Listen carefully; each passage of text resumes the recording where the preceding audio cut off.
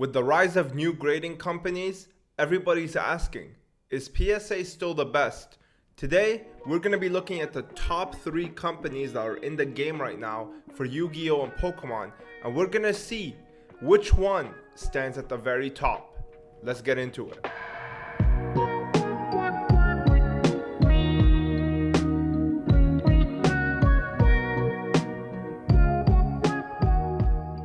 Hey, what's going on, guys? Welcome back to my YouTube channel. Before we start, I'm going to tell you what I am not going to do, and that is basically judge how accurate they grade. Everybody has their opinions on how much mess ups, PSA has, 4 certs, 6 certs, whatever. I'm not going to really dive into that. What I'm going to tell you is the overall experience, the labels, the slabs, and just how the card is protected overall. So the first thing that we have to cover is the case, obviously, and this does not include the label. The label will have its own section. We're going to start with the new player in the game, CGC.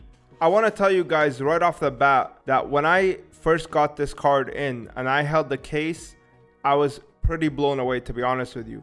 This thing feels super premium. Like, compared to the other two, I honestly think that this has the best feeling out there. When you hold it in your hand, it's not as brick-like as this one. It's not as industrial, but it's also not as flimsy as the PSA one, if that makes sense. Like, I really feel like if I squeeze hard enough, I'm gonna break this. With this one, I don't feel that at all. This feels extremely rugged. Like, listen to this, and then you can feel just the difference in the thickness of the plastic, the quality of it. I just think that this feels amazing. And this honestly should be what it's all about, because CGC has been in the game for a lot longer than these companies when it comes to just grading things. They've been grading comic books for a long time.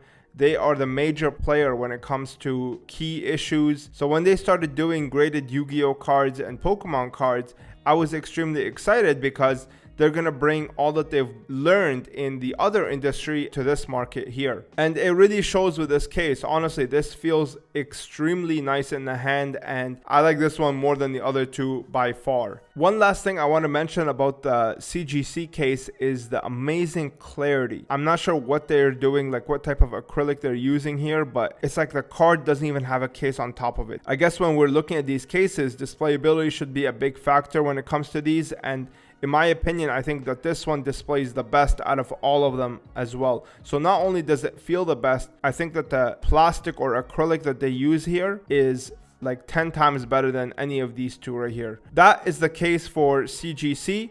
Let's move on to the next grading company, which is PSA. PSA cases are the one that most people recognize. Like when you look online on Alibaba and all of those, they're usually selling these plastic cases. I'm honestly not really a fan.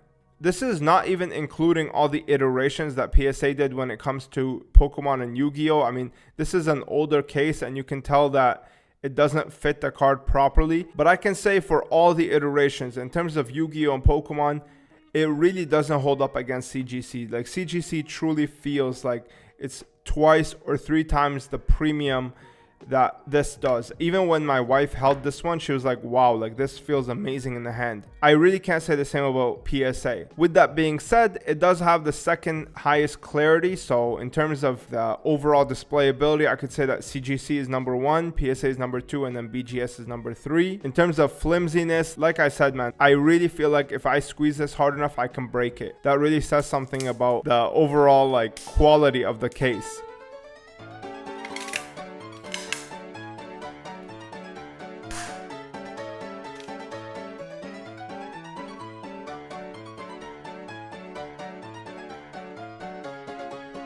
And I just don't like this fogginess. Like when you look at this, even if you're not holding a card, at least it gives you the impression that you're holding the card, if that makes sense. It just feels really nice. So yeah, I mean, in terms of cases, I think that this is the worst one out of all 3 of them. I just don't like this one at all. So let's move on to BGS. Now BGS, as I was saying, it is the most industrial. Like, this really feels like it protects your card. But that's not the only feature about it. It actually has the card encased in a sleeve that is sealed shut. That's a really nice feature because you're not going to worry about the card rattling. You're not going to worry about the card getting clipped at the top. These have a bad case of getting stuck at the top here and then getting literally dented. I've seen this happen multiple times. It actually happened to one of my LOB Blue Eyes first editions PSA 10. When it got stuck, man, like I was like I had originally like 5 LOB Blue Eyes and one of them got damaged because it got stuck at the top. I'll never forget that. So I have a lot of trust issues. Whenever you ship this case, I highly recommend you tap the card down so that it does not come close to the top of this thing, because I've seen it get stuck in all of them. Like this iteration of the case, also the one with like little to no space, I've also seen that get stuck at the top, which is kind of unbelievable if you think about it. Like the fact that a card can get damaged inside of a case that's supposed to protect it is kind of mind-boggling. Yeah, like as I was saying, this one has the sleeve that kind of holds the card, and it really does protect it the most. I feel the most safe with this case. There's no denying that, even if I have to sacrifice on clarity. If anybody has tried taking photos of BGS cases, you know just how much of a nightmare it is. They just don't look good. When my wife was photographing stuff for my listings, she was like, dude, I can't get a good picture of this because, like, number one, there's so many layers on top of the card that it gets foggy. And then number two, the type of acrylic that they use is not as nice. But number three, the sleeve is not super flat. So when you tilt it in the light, there's ripples there, right? And I think that is kind of a deterring factor, and I can understand why people don't like this. So in terms of protection, I would say that this is number one, this is number two, and then this is number three. And honestly, I really don't like these cases. It's kind of terrible how they're allowed to get away with something like this. So that's the cases. Let's move on to the label. The first one that I want to start with is CGC. When it comes to making labels, business cards, whatever it is, even websites, I always like to go with white because, in my opinion, I think that it's the easiest on the eyes. This definitely applies here. I definitely think that the white background here looks a lot better than the blue. I even think that the gold one looks better than the blue. This is the same layout that they took from their comic books. I was never a fan of it, but I understand why they chose it. I really wish that they would actually flip this so that they make the background white while they make the label here blue, for example. I think that that would look much better, but it is what it is. I think that in terms of aesthetic, just the colors, this is the worst one out of the three. Next up would be the PSA one. Although I like the white background, I just don't like the way that it's laid out. I just think that it's a little too messy, in my opinion. I think that the BGS one is the best looking label. The gold, it really works. Like usually, like I said, I'm a fan of white backgrounds, but the gold here really works. The problem is once you go below gold, it looks like garbage. So unless you're getting a 9.5, you're pretty much screwed. So I definitely recommend you stick to 9.5s and gem mints for BGS. With PSA, it's standard all the way. With CGC, I think it's standard all the way as well. Now, in terms of the text, this is where it's kind of flipped around. I actually think BGS has the best text layout. Number one, it's centered. There's no reason that it should all be pushed to the left like this. Like, this is not an essay. You don't need to do this. You don't need to do it here either. I think the centered looks the best. Again, they copied this right out of their CGC comic books. In my opinion, I think that this is the best looking type format. I like the way that they put the card name in bold, the game in bold, and then all the other details in non-bold. While in here, I mean, you really can't even tell what this is. Like, you can shrink the font so that you can fit the whole card in there. Like, this is the exact same label that you're going to see in 2002, and it's just not acceptable nowadays. And I think that they really have to update these. I think the only reason that they haven't is because they don't want the new labels to look different than the original ones. And I understand their thought process, but I think that there is some ways that you can work around that. That's a good thing about starting new, is that you don't really make the same mistakes as these guys, right? It's not as corporatized or bureaucratized when it comes to like making decisions. You can make them on the fly because, again, it's a smaller branch, it's a smaller company. So that's my overall thoughts on the slabs in general. But now we're going to get to the thing that, in my opinion, makes it an easy choice of which company I'm going to choose. and that is the user experience. The user experience for all of these companies is drastically different. I want to address the BGS one first. This category, in my opinion, is where BGS really falls behind when it comes to these other companies. First off, their website is archaic to be nice, garbage if you want to be blunt. Like, dude, you need an account to look up the pop report. I can't just type it into Google and get it. It's just kind of obnoxious. I can't stand this website, and this is why I don't grade with these guys. And that's just their website. Man, like, having an issue with BGS is like a huge nightmare. Instead of like these other companies that reply to you in 1 or 2 days, these guys take weeks. Sometimes you don't even get a reply. You have to kind of threaten them. You have to get a chargeback.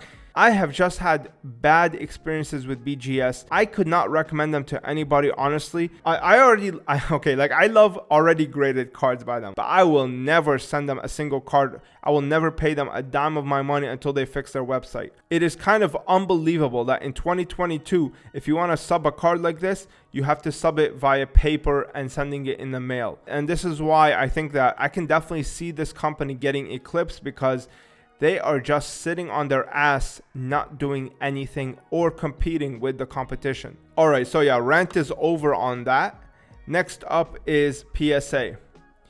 PSA is my gold standard when it comes to customer service, when it comes to just overall execution of your brand. I really love the way that PSA works. Okay, I like the fact that they don't grade counterfeit cards. I like the fact that they don't grade unauthorized cards. I know people don't like that, but to me, I think that this is very important to protect the integrity of the brand, to protect the integrity of the slab itself.